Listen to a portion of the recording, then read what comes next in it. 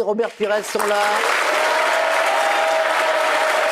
Samir, l'ex-Citizen, qui va observer ses anciens partenaires donc à Bernabéu. Et Robert, ex-Gunner. On rappelle que Arsenal reçoit le Bayern. C'est le deuxième match de la soirée. C'est le match qu'on verra en grand format tout à l'heure. Ça va, serein, Robert? Il est toujours serein avant les matchs. Ouais, pour l'instant ça va. Je suis serein. Mais pour l'instant ça va. Le match de Madrid City, je ne vais pas le regarder par contre.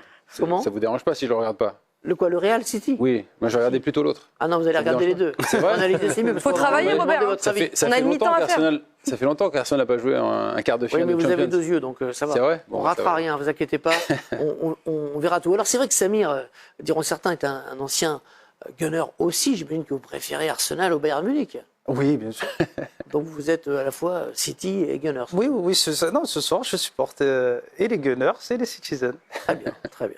Écoutez, vous avez une chance, enfin, plus de chance encore d'être heureux. Pourquoi pas? Pourquoi pas à la fin Bon, je peux passer à la trappe avec les deux aussi. C'est possible aussi. À la trappe ce soir. Ça se jouera la semaine prochaine. On verra ça. Lui sera neutre. La machine ne fera aucun sentiment. Côté Kutzman, bien sûr.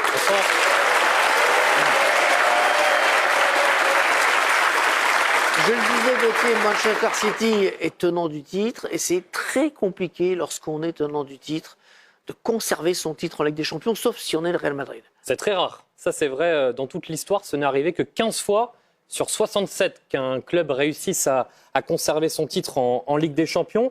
C'était surtout fréquent à l'époque de la Coupe d'Europe des clubs champions.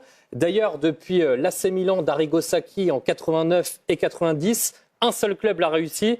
C'était le Real de Zidane qui a gagné 3 fois d'affilée la Ligue des Champions entre 2016 et 2018. Le Real, seule équipe à conserver son titre dans l'ère Ligue des Champions. Ça n'empêche pas City de faire partie vraiment des grands favoris de la compétition, mais il va falloir passer par l'épreuve du Real et ça c'est une épreuve, quoi qu'il arrive, et ils sont bien placés pour le savoir, puisque les deux équipes se sont affrontées lors des 2 dernières saisons, à chaque fois en demi-finale. Cette fois c'est un petit peu plus tôt, la belle, François et Ciné, cédé l'écart, mais ça reste un choc énorme. Oui, un choc qui a révélé chaque fois le futur champion d'Europe.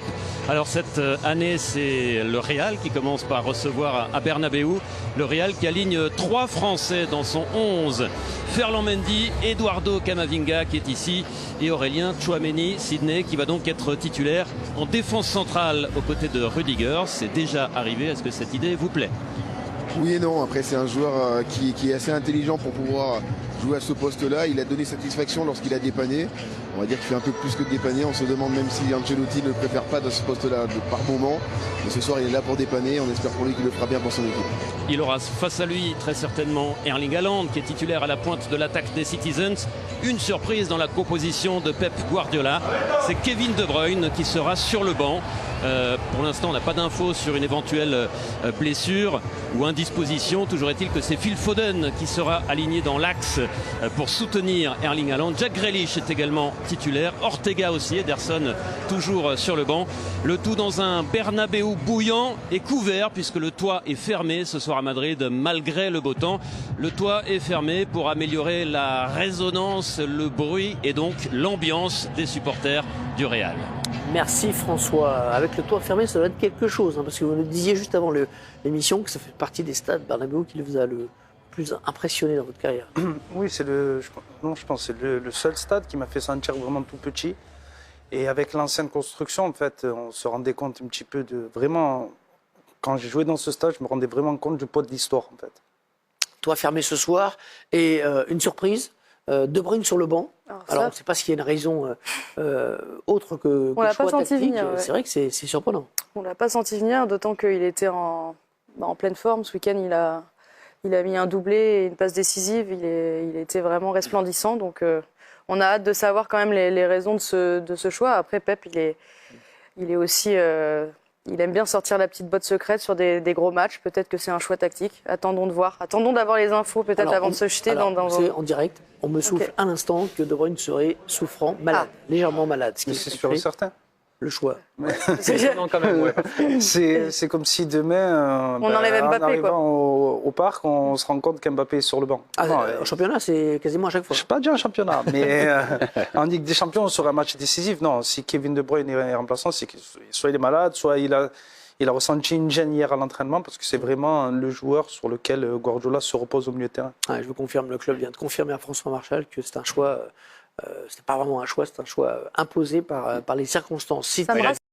démarré les gros matchs ces derniers temps en Première Ligue contre Il Liverpool, a été contre longtemps absent en Arsenal. plus, donc On est Il a eu des rassurés. moments un peu difficiles quand même ces derniers mois depuis son retour de blessure, mais là, samedi à Crystal Palace, il a sans doute livré une de ses meilleures prestations depuis son retour. puisque vous en parlez, City qui est engagé dans une lutte terrible pour conserver sa couronne de champion d'Angleterre, ça génère une grosse dépense d'énergie, mais ils gèrent hein, les Citizens. Il faut remonter à 4 mois pour trouver trace d'une défaite. C'était le 6 décembre dernier à Aston Villa, la dernière défaite, toute compétition confondue des Citizens. 25 matchs d'affilée. Manchester City avec ce match samedi où on a vu Haaland buteur, on a vu surtout De Bruyne décisif. Oui, la machine est lancée, mais le seul problème, c'est que les années précédentes, Manchester City avait quand même son destin entre les pieds, alors que cette saison, elle va rester dépendante des résultats de Liverpool et d'Arsenal. Je parle de machine, mais là on voit le but concédé de l'ouverture du score samedi à Crystal Palace, ce but de Mateta. Il y a encore eu 2 buts encaissés samedi à Palace. C'est quand même une équipe cette saison qui prend un peu plus de buts que d'habitude. Ouais, je suis d'accord avec vous. C'est-à-dire que autant offensivement, c'est une équipe qui est armée, qui fait mal, qui va vite dans la transition. Et défensivement, on sent qu'il y a une certaine faiblesse. Alors ils ont pris 2 buts face à Palace, mais parce qu'en face, il y avait un peu de maladresse. Donc maintenant à Pep de rectifier ça, notamment ce soir, parce que il y aura quand même des clients du côté de Madrid. Il y a eu beaucoup de buts encaissés ces derniers temps, Ouais. comme celui de samedi de Mateta sur des contre-attaques. Ouais.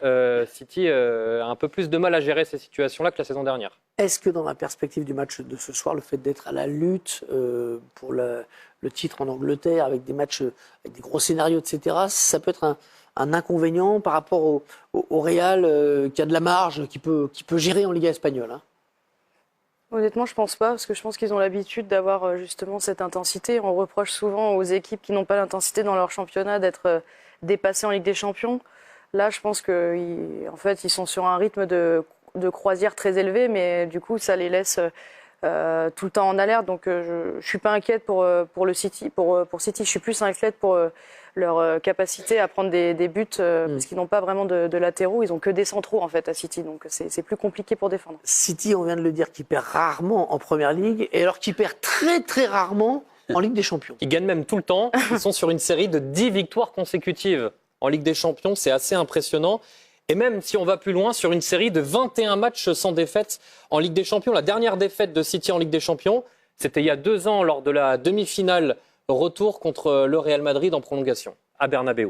C'est la 4e fois en 5 saisons que le Real et City se retrouvent en Ligue des Champions. Real Madrid, Manchester City, c'est vraiment le match qu'on attendait en Europe.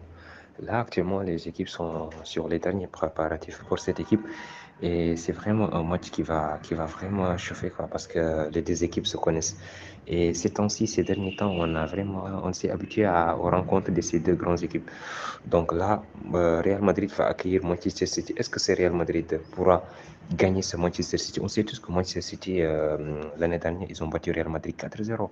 Donc vraiment, c'est l'équipe très très forte, avec surtout Erling Haaland. Erling Haaland, ce monstre, depuis qu'il est venu à Manchester City, c'est vraiment compliqué pour les équipes de gagner cette équipe de Manchester City.